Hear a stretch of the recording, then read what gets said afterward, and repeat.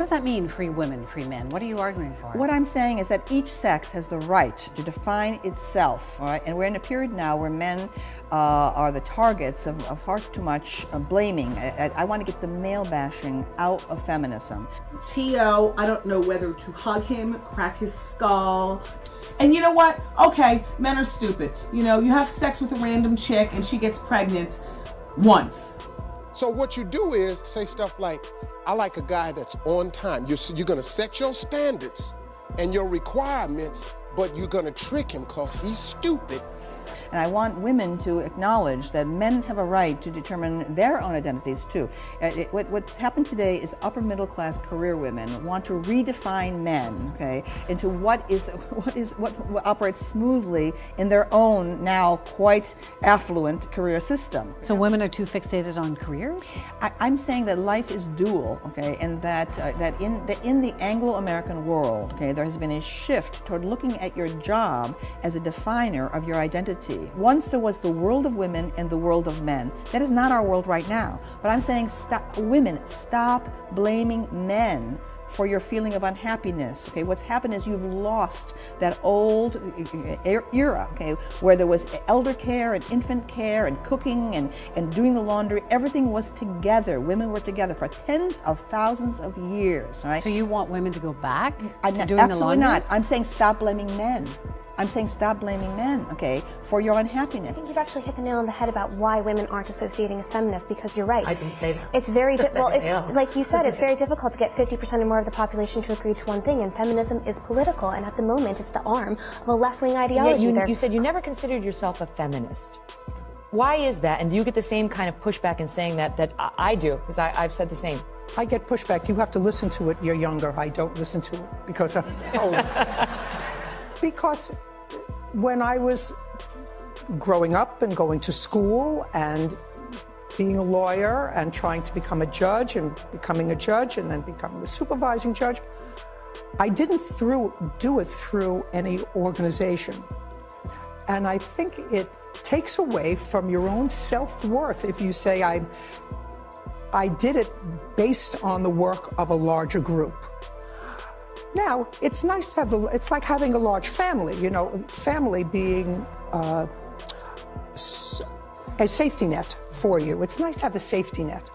But if you don't have your own self-worth and forge forward yourself, that safety net, all it can do is give you the bottom. You have to push it through yourself. And I think that that's what makes me say, I'm really not a feminist, I'm an individualist. I think that individuals each have within themselves the capacity to be the hero of their own story. We're going to go on like this, making endless excuses for middle-class girls, okay, confused, unsure of what they want, okay. Perhaps the sexual revolution should be reversed, okay, because what we're showing is that perhaps co-education is a bad idea, okay. Maybe today's young women, okay, are not prepared for co-education. You think that's where this leading is? Yes, yes, it is. Okay, we reverted to the 1950s with this, for heaven's sakes, okay? Right. Again, my code of Amazonism says, okay, every woman is responsible for her own self, for her own sexuality. You are responsible. Stop thinking there's going to be parent figures to get you out of jams afterward. You decide what you want, okay? Something happens to you, okay? You learn from it and you move on. Well, feminism, like any other ism, like Marxism or liberalism, has to be taken as a political movement. So it isn't the case that if you believe in equality between men and women, you're automatically a feminist. You have to look at their policies and who their leaders are. And at the moment, I think it's one of the most divisive and exclusionary groups out there. And we heard you say on the Ellen show the other day you are the richest fighter in UFC, that sort of thing is still going on. I think that how much you get paid should have something to do with how much money you bring in. I'm the highest paid fighter not because Dina and Lorenzo wanted to do something nice for the ladies. They do it because I bring in the highest numbers. They do it because I make them the most money. And I think that the money that they make should be proportionate to the money that they bring in. Our next guest argues feminism has very little to do with women, instead arguing, quote, it's an elitist exclusive club where the rights of women are championed only if you are a certain brand of woman and only if it suits a liberal political agenda. Joining us now is freelance writer and former press assistant for Senator Rick Santorum, Lauren DeBellis Appel. Thank you, Lauren, for being with us. Good morning, Ainsley. Good morning. So I read your op-ed, but for the folks at home that didn't read it, what is your message?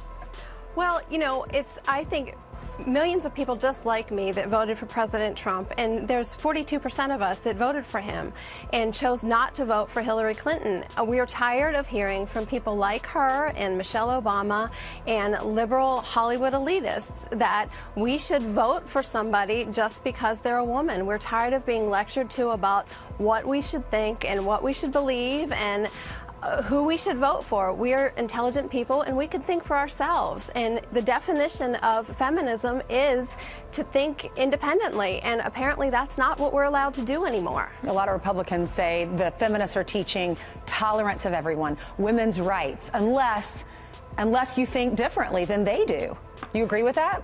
Correctly, correct. You're allowed you're not allowed to think differently than they do, and if you do, you're shamed and you're ostracized by them and by the Hollywood elitists that think like them, and we don't want to be lectured to anymore. Fighting for women's rights has too often become synonymous with man-hating. For the record, feminism, by definition, is the belief that men and women should have equal rights and opportunities. Feminism has become an unpopular word. Women are choosing not to identify as feminist. I should be able to make decisions about my own body.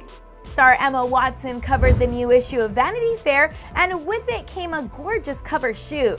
One stunning photo in particular stood out to fans, with the actress posing partially topless in a white crocheted cape. Nonetheless, fans online criticized Emma, saying this topless shoot was hypocritical of her proud feminist views. One fan tweeted saying, quote, that awkward moment when you preach about feminism but show off your boobs and objectify your body to promote a movie. CC Emma Watson. It's about equality. It's not, I really don't know what my tits have to do with it. It's very confusing. Tim Walker's great. He shot me with flowers in my beard. Most people are confused. No, I'm always just kind of quietly stunned. Emma wasn't done there. She also explained, saying, quote, feminism is about giving women choice. Feminism is not a stick with which to beat other women with. Yeah, feminism has gone off the rails. Feminism started off about equality, about promoting, you know, men and women having an equal playing field, and then now it's all about rules and regulations to advantage women at the expense of men.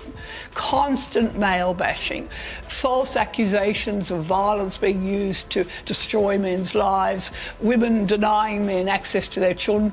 There are endless rules in our society now which are about demonising men.